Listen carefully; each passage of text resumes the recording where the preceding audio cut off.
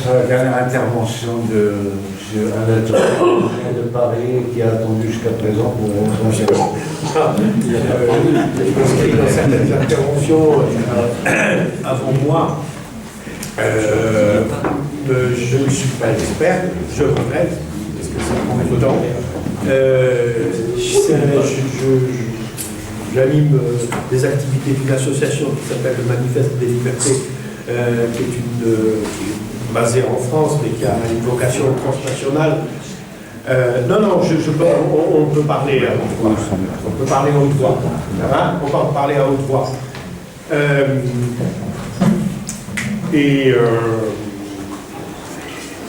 Excusez-moi, quand j'interviens à ce titre-là, donc un titre un peu militant, si j'ose dire. Et je voudrais amener une précision, un rappel plus exactement, une précision et un témoignage. Je voudrais commencer par la précision. Des mots, terrorisme ou guerre.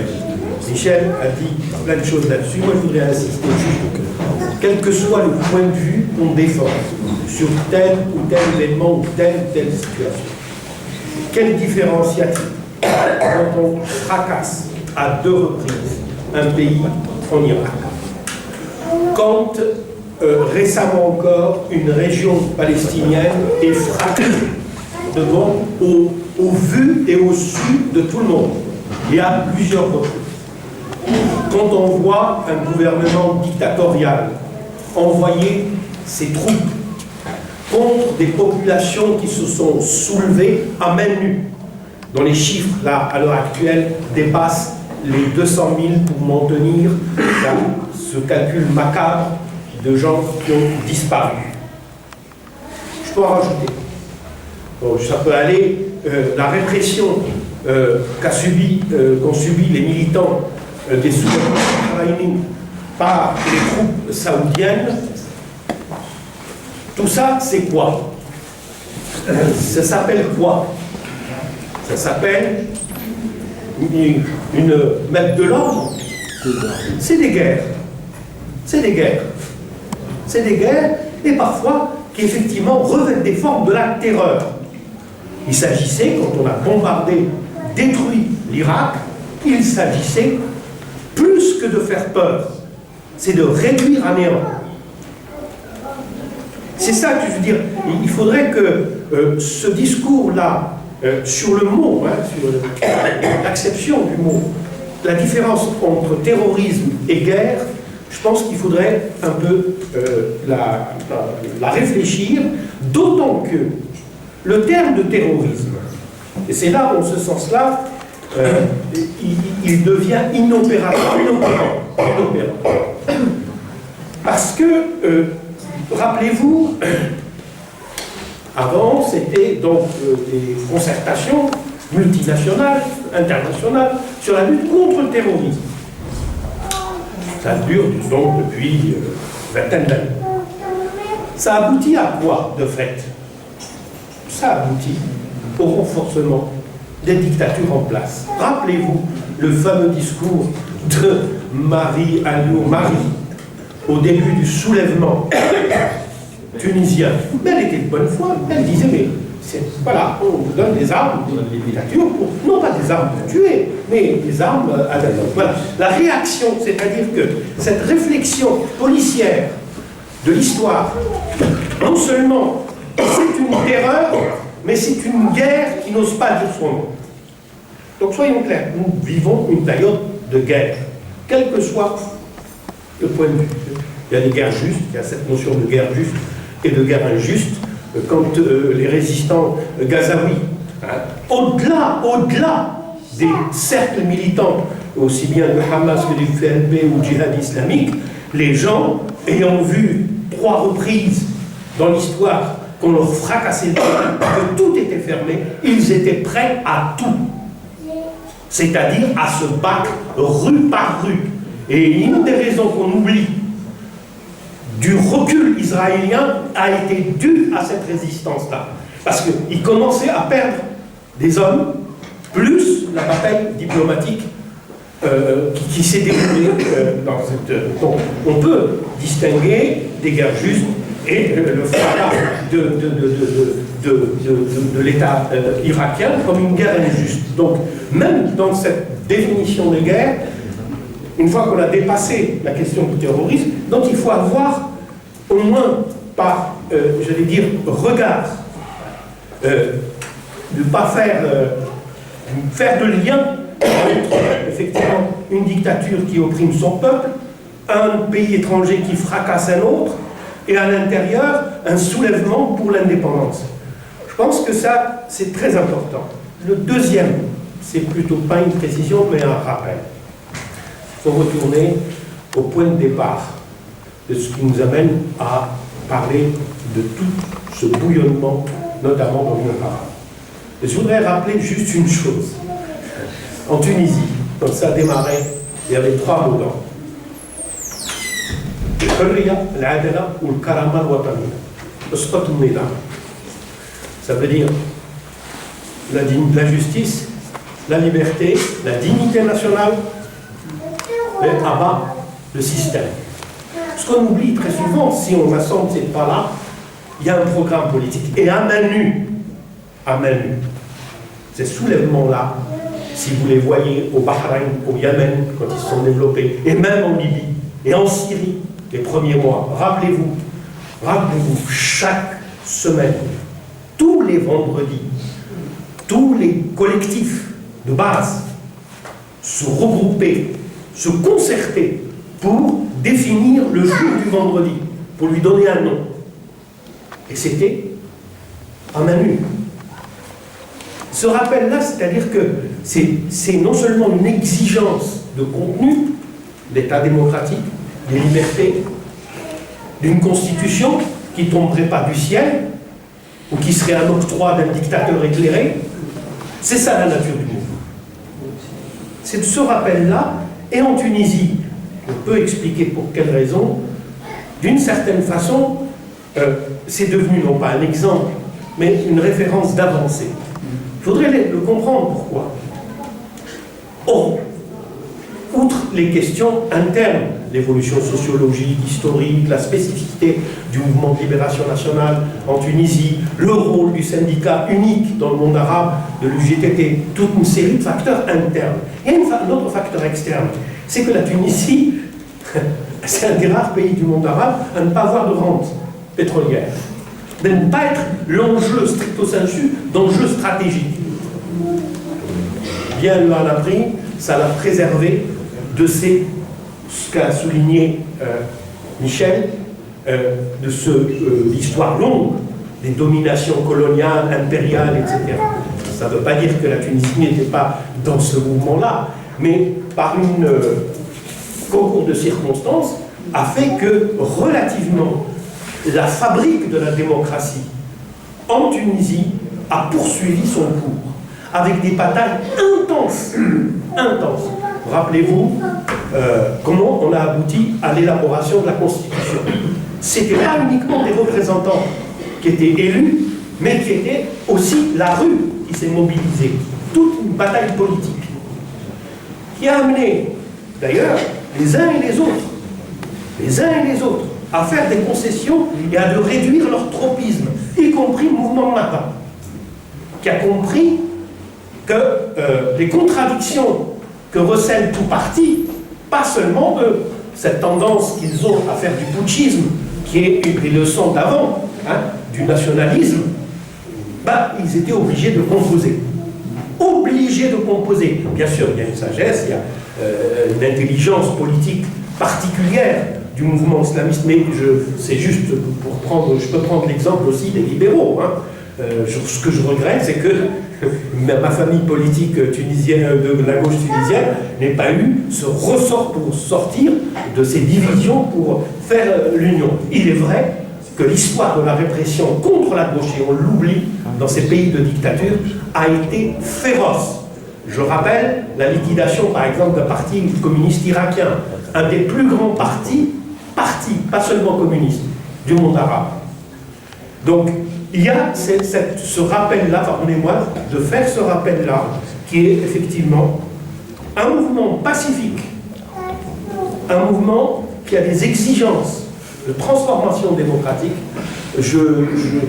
moi je ne peux pas personnellement en tant que militant, c'est de ce point de vue que j'analyse les éléments qui viennent troubler, qui viennent, je veux dire, c'est de ce point de vue-là que moi, et là on a tenu récemment une conférence avec des amis divers, turcs, iraniens, du monde arabe, c'est de réfléchir quel défi nous pose Daesh. Cette épreuve-là, c'est quoi? D'où elle vient?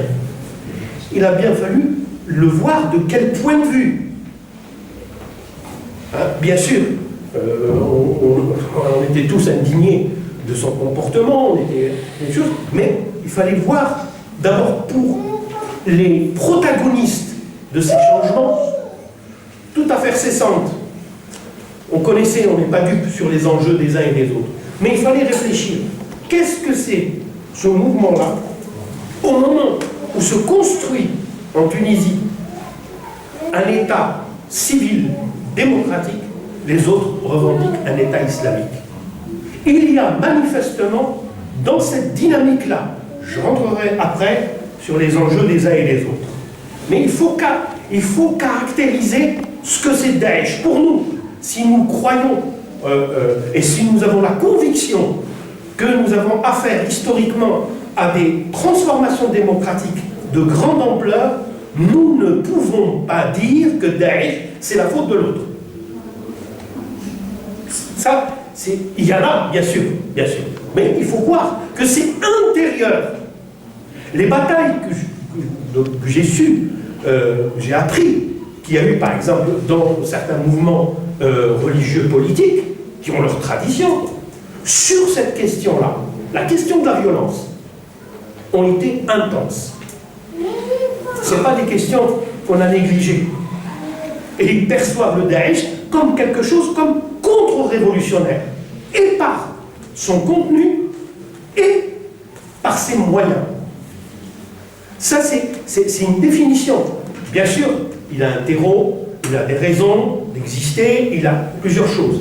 Mais je voudrais bien à partir de ces soulèvements démocratiques, et notamment la Tunisie, voir, c'est ça ce qu'on appelle un point de vue. Moi, c'est important, moi je peux discuter avec tout le monde et tout, mais il faut qu'on éclaircisse à partir de quoi on parle. Et c'est pas, franchement, c'est pas une question de communautarisme ou parce que je suis arabe ou je suis algérien, ou etc. C'est un point de vue objectif. Objectif parce que les batailles pour la démocratie, l'état de droit, les libertés, comme s'ils ont changé stratégiquement, ils sont maintenant au cœur des pays du monde arabe. Quelle que soit l'intensité de la contre-révolution ou la réaction, c'est un cours, c'est une conviction. Nous, depuis 10 ans, on a travaillé ces questions-là. Comment sortir, à partir d'expériences tragiques algériennes, comment sortir de cette alternative, soit la dictature, soit l'islamisme djihadiste armé. Donc, et très vite, on a pensé que, on s'est entretenu la dernière fois quand on a parlé de la constitution tunisienne, très vite, l'hypothèse est de dire que la Tunisie était un laboratoire de ces idées pour avancer. Un appui, c'est pas un exemple, mais c'était un appui où les choses bougeaient à l'intérieur. Donc, voilà, c'est pour ce rappel-là. Ça entraîne ce mouvement-là aussi. C'est pas uniquement, comme on disait, le stop mesdames, c'est pas uniquement abattre le système, c'est pas le système uniquement interne. Personne n'était dupe aussi. C'était une reconfiguration des dominations extérieures. Et ça, regardez l'engouement patriotique syrien, tunisien, égyptien. C'est un engouement, on renoue quelque part avec les mouvements de libération nationale d'avant, tout en critiquant les régimes post-coloniaux qui se sont installés. Et d'une certaine façon, c'est ça l'enjeu des batailles politiques. c'est se défaire de ces régimes qui, on peut avoir le jugement qu'on veut, de Bourguiba jusqu'à Nassar, jusqu'à Boumedienne, jusqu'à etc. Bon, ils avaient affaire, tous ces dirigeants historiques avaient affaire à la libération nationale. La question des libertés, les questions d'état de droit, ils ne connaissaient pas. Ils avaient d'autres tâches à faire, là, comme on dit, c'est comme ça. Et puis, c'est ça, c'est une révolution à l'intérieur de ce courant du mouvement de libération nationale. C'est ça qui est en jeu. C'est ce processus révolutionnaire. Troisième point, c'est un témoignage. Témoignage d'amis syriens, impliqués à divers titres depuis le début, et même de longue date, avant les mouvements de Draa de mars 2011. Donc, on les a invités à cette conférence, en pensant à eux d'ailleurs. C'était les soulèvements démocratiques dans le monde arabe à l'épreuve du Daesh. Et ils s'inquiétaient, c'était à l'époque des Kurdes, du mouvement kurde à Kobané, etc. Et ils ont dit d'accord, mais le problème c'est qu'on est quand même amer. C'est-à-dire que tout d'un coup, il y a eu des manifestations de solidarité, tant mieux pour les Kurdes, mais on voyait des organisations qui, quand il s'agissait de la Syrie, ou même de la Palestine, on ne les voyait pas, comme une forme d'amertume par rapport à ça. Et ils racontaient que leur équation à eux, en ce moment, ils se retrouvent comme une espèce de mâchoire à plusieurs, enfin un piège à plusieurs mâchoires plus exactement. Bien sûr, il y a la dictature qui poursuit, qui dans un jeu pervers et dans un jeu d'habile est un des gagnants de cette situation. Il ne faut pas se la raconter. Il y a cette dictature. Il y a la réaction des puissances régionales. Turquie, Iran, pour des raisons différentes. Qatar, Arabie Saoudite. Israël. C'est des puissances régionales qui ont leur propre jeu. Certains ont surfé sur le mouvement révolutionnaire. D'autres ont pensé que ça allait trop loin. Maintenant, on sait que pour revenir au Daesh, on sait que le Daesh, bien sûr, il a son origine dans la destruction irakienne, dans les solutions confessionnalistes instaurées par le destructeur, mais il y a aussi, et c'est là où il faut arrêter d'être des innocents, c'est des gens qui sont financés par des pétrodollars, par des alliés de la France, par les alliés de la France, des monarchies. Ce qui fait que, même avec le Qaïda, on n'a pas réussi à faire ça.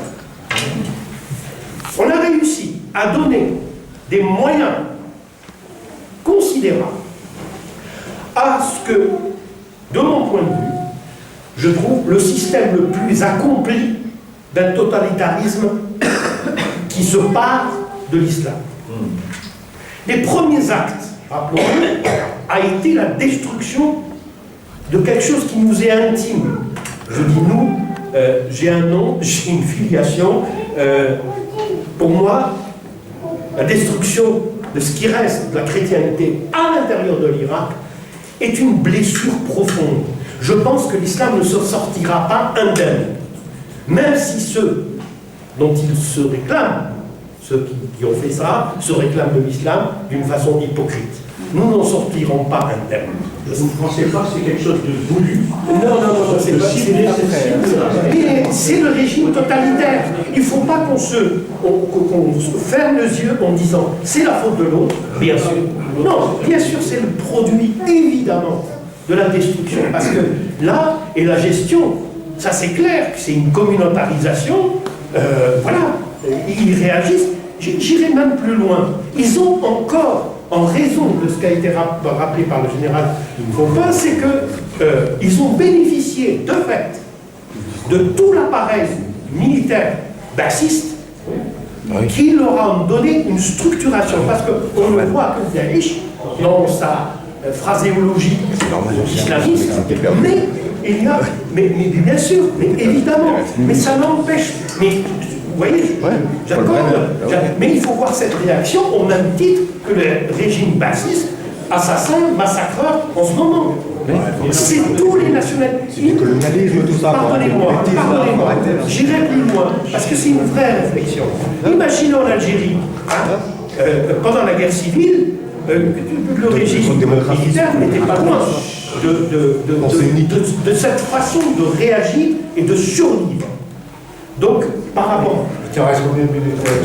2-3 minutes et après, on passe directement au jeu des conclusions. Je vais conclure sur justement la question. Non. Vous voulez faire croire que Daesh c'est le mal, mais le mal c'est ici qu'il est ici, c'est pas là-bas. C'est nous le mal, c'est nous qui avons financé, c'est nous les Européens qui ont dit aux Arabes Saoudiens, donnez votre argent à eux, parce qu'ils ne le donneront pas gratuitement, non, pour des exemples comme ça. C'est une discussion. Attendez.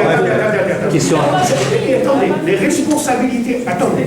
Je pense que c'est là où ce qui nous a appris le soulèvement tunisien, c'est d'articuler les arguments, de cesser de nous renvoyer l'argument l'un contre l'autre. C'est d'articuler les causes.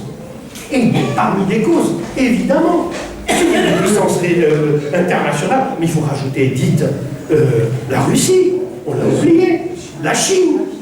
Attendez, ce que disaient ces amis syriens, pour revenir à ce troisième témoignage, ils disaient on est pris en tenaille entre la dictature, entre ce mouvement contre-révolutionnaire, la réaction des puissances régionales et le cynisme des puissances internationales extérieures.